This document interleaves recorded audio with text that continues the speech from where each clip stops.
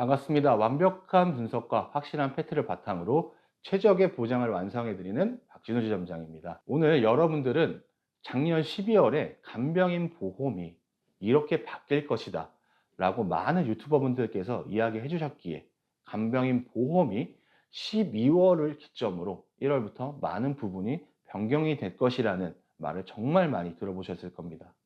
많은 분들께서 그때 급하게 가입하셨던 분들도 있고 간병인 보험을 그때 가입하지 못했던 분들도 있습니다. 그리고 이전에 가입을 해서 간병인 보험을 현재 유지 중이신 분들도 있겠죠. 오늘 영상에서는 말로만 무성했던 2025년 가입자부터 가족 간병이 안 된다, 이 부분에 대해서 확실히 팩트 체크를 말씀드리려고 합니다. 그리고 핵심인 2025년부터 제가 생각했을 때 간병인 보험 어떻게 가입하면 가장 베스트가 되는지 추천 플랜까지 준비를 했습니다. 바로 시작하겠습니다. 본 광고는 손해보험 광고 심의 기준을 준수하였으며 유효기간은 심의일로부터 1년입니다. 팩트 체크를 위해서 금융감독원의 보도 자료를 가지고 왔습니다. 2024년 11월 28일에 공표한 한 보도 자료를 보면 간병보험은 약관에 명시하고 합리적으로 개선을 해야 한다고 합니다. 간병보험은 피보험자가 간병 서비스를 이용 시에 간병인 사용 비용을 높이기 때문에 이때 사용한 일당 비용을 보장받기 위한 보험인데, 간병인 보험의 약관에 일부 미흡해서 보험금 부지급, 소비자 피해, 그리고 보험금을 부풀려서 청구하는 비도덕적인 행위가 발생이 될 우려가 있다고 예상을 해서 정확한 지침을 가지고 지급할 수 있게 한다는 것이 11월 28일자 금감원이 보도자료로 공표한 자료의 핵심입니다. 최근에 여러분들도 주변을 보시면 아시겠지만 간병인에 대한 수요가 굉장히 증가를 하면서 간병인 중개 플랫폼 시장이 급격하게 성장하고 있으나 일부 보험 약관에 간병인의 정의에서 중개 플랫폼을 통한 간병인을 포함되지 않아서 보험을 부지급하는 등 소비자 피해가 초래될 수 있다고 합니다. 약관상 가족 간병이 가능한 회사가 있고 그렇지 않은 회사가 있다고 말씀을 드렸었죠. 사업자 등록된 업체를 통해서 간병 서비스를 제공하고 고객이 해당 서비스에 지불하는 비용이 확인된 분에 한해서만 간병인은 비용을 지급을 한다, 이렇게 되어 있는 약관은 가족 간병이 가능하지만 그렇지 않은 회사는 가족 간병이 불가했습니다. 그런데 간병인 보험을 판매하고 있는 주요 회사에서는 거의 가족 간병이 가능했습니다. 이번 지침에 따라 개선 방안을 말씀을 드리도록 할게요. 간병인의 정의에 간병인 중개 서비스를 통한 간병인도 포함해서 보험금 부지급으로 인한 소비자 피해 분쟁을 방지하겠다는 것입니다. 2025년부터 간병인 보험 회사의 약관을 이렇게 간병인 보장도 보장되게끔 개선한다는 거죠. 이 내용의 핵심 부분이 바로 이 부분입니다. 보험금 지급 사유, 이 부분이 굉장히 중요한데 실질적 간병 서비스를 이용한 경우로 제한을 하는 거고요. 이를 확인해 볼 필요가 있다고 하면 추가 증빙 서류를 요청할 수 있다는 조항을 신설을 해서 보험금을 과다로 청구하는 등 도덕적 해이가 발생되지 않도록 하겠다는 것이 변경된 약관의 내용입니다. 추가 증빙 서류로는 간병인 사용 계약서, 그 간병인 근무 일지, 간호기록 등이 추가 증빙 서류로 요청할 수 있다는 것인데, 근데 이 부분 때문에 가족 간병이 불가능하다고 해석하시는 분들도 있는데요. 그렇게 해석하시면 안 됩니다. 왜냐하면 도덕적 해이를 방지하기 위해서 실제로 간병인의 역할을 잘 수행했는지 추가 증빙 서류를 요구할 수 있다는 거지, 가족 간병이 무조건 불가능하다는 뜻은 아닌 거죠. 간병이 안 된다고 절대로 해석을 하시면 안 된다는 겁니다. 단 청구 시에 소비자분들이 약간 불편한 부분이 있을 수 있다는 생각이 드는데, 이걸 가족 간병이 안 된다라고 해석할 수는 없겠죠. 그래서 변경된 약관을 가지고 2025년 간병인 보험 총 정리를 해보는 시간을 가지도록 하겠습니다. 간병인 보험을 가입하실 때 여러분들께서 보험료만 비교하시는데, 보험료만 비교를 하시면 절대 안 된다는 것을 위 사례를 통해서 인지하셨을 겁니다. 간병인 보험 가입 시의 주의사항은 기존에 간병인 보험을 가입했던 분들의 약관을 확인해 볼 필요성이 있습니다. 오늘은 이 부분을 짚어드릴 거고요. 그리고 추천 설계까지 공개해 드리도록 하겠습니다. 먼저 주의사항을 말씀드려야 할 텐데, 이미 가입하셨던 분들도 꼭 체크해 보셔야 합니다. 제가 간병인 보험을 주요 회사 약관을 가져왔는데 이 보험금 지급 사유로 보면 해당 약관은 질병을 직접적으로 치료하는 목적으로 병원에 입원해서 치료를 받아야 보상이 된다고 명시되어 있죠.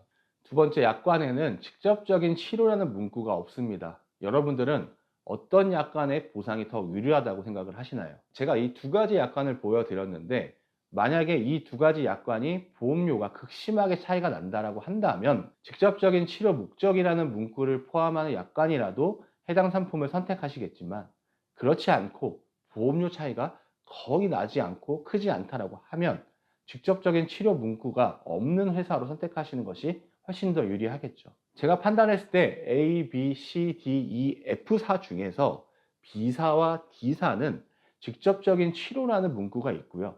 나머지 A, C, E, F사는 직접적인 치료가 표시가 되지 않습니다. 그래서 선택을 하실 때 B사와 D사보다는 나머지 4개사인 A, C, E, F사로 선택하시는 것이 제가 봤을 때 좀 더 유리하지 않을까라고 생각을 합니다. 직접적인 치료가 있냐 없냐가 중요한 이유는 보험금 지급 과정에서 이 치료가 직접적인 치료가 목적이 아니라 합병증, 후유증, 이런 간접적인 치료를 목적으로 보기 때문에 보험금을 지급할 수 없다, 있다, 이 부분이 직접적인 목적의 치료라고 볼 수 있습니다. 그래서 선택을 하실 때 B사, D사보다는 나머지 회사인 A, C, E, F사 이 4개사로 선택하시는 것이 더 유리하다라고 말씀을 드린 거죠. 그럼 지금부터 간병인 보험 추천 설계를 한번 보여드리도록 하겠습니다. 전 연령대에도 보험료를 공개해 드리도록 하겠습니다. 그리고 우리가 간병인을 가입할 때 가장 많이 가입하시고 가장 필요한 부분이 어린이 간병입니다. 왜냐하면 어린이들은 감기 몸살만 나도 한 일주일 정도 입원을 하게 되는데 이때 거의 부모님들이 간병을 하게 되거든요. 간병인 비용을 청구할 수 있도록 하기 위해서 어린이 플랜까지도 준비했으니까 자세하게 봐주시기 바랍니다. 먼저 간병인 보험의 특약을 알려드리도록 할게요. 간병인 보험은 크게 간병인 지원 1단과 간병인 사용 1단 이 두 가지로 나누게 됩니다. 말 그대로 간병인 지원 1단은 간병인을 회사에서 보내주는 상품을 의미하는 거고요. 내가 따로 고용할 필요 없이 알아서 회사에서 보내주기 때문에 보장은 좋은 게 맞습니다. 하지만 지금 현재는 최대 10년 갱신형밖에 없기 때문에 요즘에는 비갱신형으로 가능한 간병인 사용 1당을 선호하게 되는 거죠. 그리고 간병인 사용 1당의 보장 금액도 좋습니다. 요양병원을 제외한 의료기관에서 간병인을 사용하게 된다면 하루에 20만 원이 되고요. 요양병원은 5만 원, 간호간병 통합 서비스라고 해서 간호조무사가 간병인 역할까지 대신해 주는 통합 의료 서비스를 제공했을 때 7만 원입니다. 그런데 회사마다 이 보장 금액이 상이하기 때문에 요양병원 입원 일당, 간호간병 통합 서비스가 더 낮은 곳도 있고요. 더 높은 곳도 있으니까 참고해 주시기 바랍니다.